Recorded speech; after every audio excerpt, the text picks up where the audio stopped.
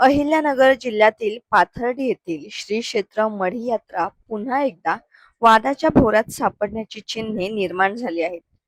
मढी ग्रामपंचायतीकडून मुस्लिम व्यावसायिकांना यात्रेत व्यवसाय करण्यास विरोधाची भूमिका कायम ठेवण्यात आली आहे. त्यामुळे यंदाच्या यात्रा उत्सवात देखील संघर्षाची ठिणगी पडणार असल्याचे दिसते आहे.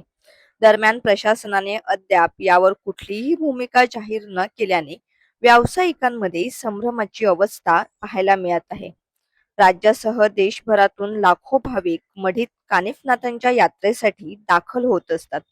गेल्या अनेक वर्षांपासून या यात्रेमध्ये 18 पगड जातींसह सर्वजण मोठ्या उत्साहाने सामील होत असतात. मात्र मागील वर्षी मढी ग्रामपंचायतीने मुस्लिम समाजातील व्यावसायिकांना यात्रेत व्यवसाय करण्यास विरोध दर्शवणारा ठराव घेतला होता. या निर्णयावरून मोठा वाद निर्माण झाला होता आणि हे प्रकरण न्यायालयातही गेले होते. अद्याप अंतिम निर्णय झालेला नसतानाही यंदाही मुस्लिम व्यावसायिकांना व्यवसाय करू देणार नसल्याची भूमिका मढी ग्रामपंचायतीचे माजी सरपंच संजय मरकड यांनी पुन्हा एकदा स्पष्ट केली आहे. यावर्षीही मागच्या वर्षीप्रमाणे जो आपण ग्रामसभेने ठराव पास केलेला आहे त्याचप्रमाणे यावर्षी यात्रा केली जाईल. ग्रामपंचायतीच्या परवानगीशिवाय कुठलेही व्यापाऱ्याला या ठिकाणी दुकाने लावण्यास बंदी असेल. ग्रामपंचायती परवानगी घेणं अनिवार्य आहे. आणि मागच्या वर्षी जो आपण ठराव घेतलेला आहे की मुस्लिम समाजाच्या व्यापाऱ्यांना जे कानिफनाथांचे रीती रिवाज परंपरा पाळत नाहीत, पशु हत्या करतात, या ठिकाणी 8-8 दिवस आंघोळ करत नाहीत, मांस मच्छी खाऊन प्रसाद नाथांचा पवित्र असा प्रसाद ते या ठिकाणी विकतात. कुंकू मुस्लिम महिला लावत नाहीत, पण कुंकू आमच्या हिंदूंना ते विकतात. आणि म्हणून अशा सर्व व्यापाऱ्यांना, मुस्लिम व्यापाऱ्यांना मागच्या वर्षीप्रमाणेच यावर्षीही यात्रेमध्ये त्यांना बंदी राहील. ग्रामपंचायतीच्या वतीने त्यांना कुठलेही परवाने दिले जाणार नाहीत. पण मागच्या वर्षी तो कोर्टाने आदेश जो आहे तो रद्द केला होता. कोर्टाने आदेश रद्द केला नव्हता. अजूनही हायकोर्टामध्ये ते प्रकरण चालू आहे. पण बीडीओने तो ठराव रद्द केला होता. रद्द एवढ्यासाठी केला होता की 103 सह्या ग्रामसभेला अपेक्षित असतात, त्या झाल्या नव्हत्या, म्हणून पहिला ठराव त्यांनी तो रद्द केला होता. त्यानंतर आपल्याला सर्वांना ज्ञात आहे की आपण त्यानंतर दुसरी ग्रामसभा बोलवली होती आणि त्या ग्रामसभेमध्ये जवळजवळ 327 विरुद्ध मला वाटतं 123 मतांनी तो आपला ठराव 127 ठरावाच्या बाजूने 327 ठरावाच्या बाजूने मतदान झालेलं आहे आणि पूर्ण बहुमताने तो पास झालेला आहे. यावर्षी पण ती अंमलबजावणी होणार. यावर्षीच नाही, इथून पुढे कायमस्वरूपी ती अंमलबजावणी राहील. एकदा कायदा केल्यानंतर सर्वांनी तो कायदा पाळणं बंधनकारक आहे. मुस्लिम समाज कायदा पाळत नाहीत कारण त्यांना परमपूज्य डॉक्टर बाबासाहेब आंबेडकरांची घटनाच मान्य नाही. त्यांचा वेगळा सिरिया वगैरे काहीतरी कायदा असतो, ते हे घटना आपली मानत नाहीत. इथं याच्यानंतर कुठलेही सरपंच असो, कुठलेही नवीन या ठिकाणी जरी कोणी पदाधिकारी आले तरी पण तो ठराव, तो जो कायदा केलेला आहे तो पासच केलेला आहे आणि त्याप्रमाणे मुस्लिम समाजाला पूर्णपणे बंदी असेल आणि पशु हत्या ही पूर्णपणे बंद असेल. तर मढी देवस्थान समितीमध्ये नव्याने सदस्य निवड झाली असून नव्या अध्यक्षांकडून मुस्लिम व्यावसायिकांना व्यवसाय करण्यास परवानगी मिळेल अशी अपेक्षा मुस्लिम समाजाकडून व्यक्त केली जात आहे. त्यामुळे हिंदू मुस्लिम व्यावसायिकांच्या सहभागाच्या मुद्द्यावरून यात्रेच्या पार्श्वभूमीवर नवा वाद निर्माण होण्याची चिन्ह दिसत आहेत. मुस्लिम समाजातील प्रतिनिधींनी या भूमिकेला विरोध दर्शवला आहे. ग्रामपंचायतीची मुदत संपलेली असून सध्या प्रशासक कार्यरत असल्यामुळे संजय मरकड यांना असा निर्णय जाहीर करण्याचा अधिकार नसल्याचा दावा करण्यात आला आहे. नाही, सर्वात महत्वाचा विषय असा आहे की सदर मढीमध्ये मागच्या वर्षी जो ठराव घेतला होता त्याला आपण मागच्या वर्षीच औरंगाबाद हायकोर्टाने का त्या जे ठराव आहे त्याला आपण स्टे घेतला होता आणि मुस्लिमाच्या दुकानं लागली होत्या.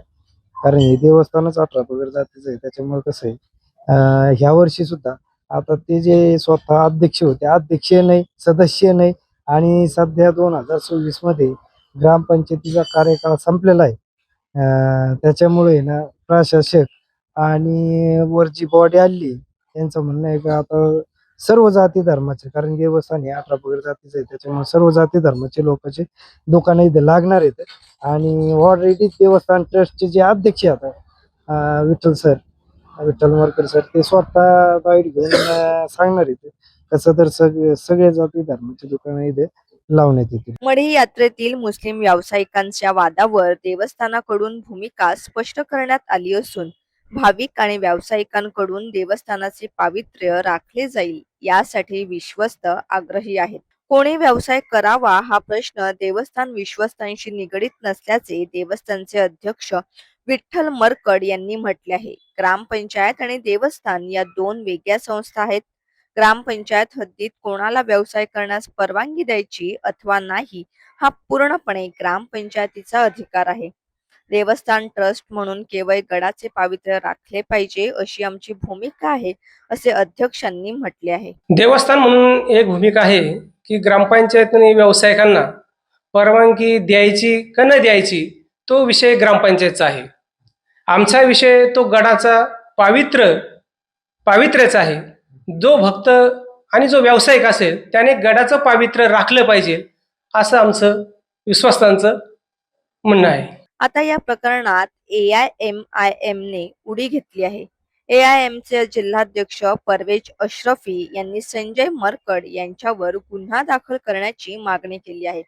त्यामुळे हा वाद पुन्हा एकदा चिघळण्याची शक्यता आहे. या संदर्भात प्रशासन निर्णय घेत नसून प्रशासन असमर्थ असल्याचे त्यांनी म्हटले आहे. यावेळी त्यांनी प्रशासनावर खापरफोडीत टीका केली आहे. तसेच जिल्हाधिकाऱ्यांना देखील निवेदन दिल्याचे सांगितले आहे. कसं आहे, हा सगळ्यांचा जो म्हणजे हा जो विषय वारंवार येतोय ना, याचा जो मूळ कारण जो आहे किंवा जो कारणीभूत आहे हा प्रशासन आणि सरकार आहे. की सरकारला जेव्हा मागच्या वर्षी असा हा विषय घडला होता, मुस्लिम समाजाला बेकायदेशीरपणे असंविधानिकपणे जेव्हा बंदी घालण्यात आली, तर तेव्हा ह्यांनी त्याला ब्रेक लावायला पाहिजे होती आणि कायदेशीर कारवाई करायला पाहिजे होती की कोणत्या पद्धतीने केलं काय केलं. परंतु त्यावेळेस फक्त तो विषय तिथल्या तिथं दाबण्यात आला, म्हणून तो आज परत तो विषय उकळून काढण्यात आलाय. विशेषतः अहमदनगर जिल्ह्याचे कलेक्टर आणि पोलीस अधीक्षक हे कायम तुम्हाला बॅग फुटला दिसते. तोच प्रकार मढीमध्ये घडतोय की जेव्हा मुस्लिम समाजाला बंदी घालण्यात येते, तर आता तिथं जे प्रशासन नेमलेलं आहे, ग्रामपंचायतला ठराव घेता येत नाही. हा जुना ठराव ते जे परत ते जे रिन्यू करून घेत आहेत, ते यामध्ये माननीय जिल्हा अधिकारी यांच्याकडे अधिकार आहे का त्यांनी तो ठरावाला ब्रेक लावायला पाहिजे. परंतु असं कोणताही प्रकार दिसत नाही. म्हणजे कुठं ना कुठं असं वाटतंय का हे या लोकांचा म्हणजे हे प्रशासनाचा यांना छुपा समर्थन आहे. आम्ही प्रशासनाला मागच्या वेळेची मागणी केली, आत्ताही मागणी करतो की हा जो सरपंच आहे जो बेकायदेशीर असंविधानिकपणे जो निर्णय घेतोय याच्यावर कुठेतरी गुन्हे दाखल करा, याला कुठेतरी याच्यावर कारवाई करा. म्हणजे हा जो प्रकार आहे हे संपून जाईल. जर ते असक्षम असतील तर जसं आम्ही त्यांना लेखी देतो त्यांनी आम्हाला लेखी द्यावा की आम्ही असक्षम आहेत, आम्ही त्यांच्या विरोधात कोर्टात जाऊ ना. मढी कानिफनाथाच्या यात्रेच्या पार्श्वभूमीवर खासदार निलेश लंके यांनी प्रतिक्रिया दिली असून काही लोकांना कोणतेही भांडवल राहिले नाही, त्यामुळे जातीवाद लावून आपली पोळी भाजायची हा काही लोकांचा धंदा असल्याचे निलेश लंकेंनी म्हटले आहे. 10 वर्षांपूर्वी सर्व समाज एकत्रित सण उत्सव साजरे करत होते, मात्र आता स्वतःच्या स्वार्थासाठी गरिबांना पेटवून द्यायचं आणि मजा बघायची असा टोला निलेश लंके यांनी लगावला आहे. काही लोकांना आहे ना काही भांडवल नाही राहिलेलं, फक्त जातीवाद लावून द्यायचा आणि आपलं राजकारण पोळी भाजवायची हा धंदा आहे काही लोकांचा.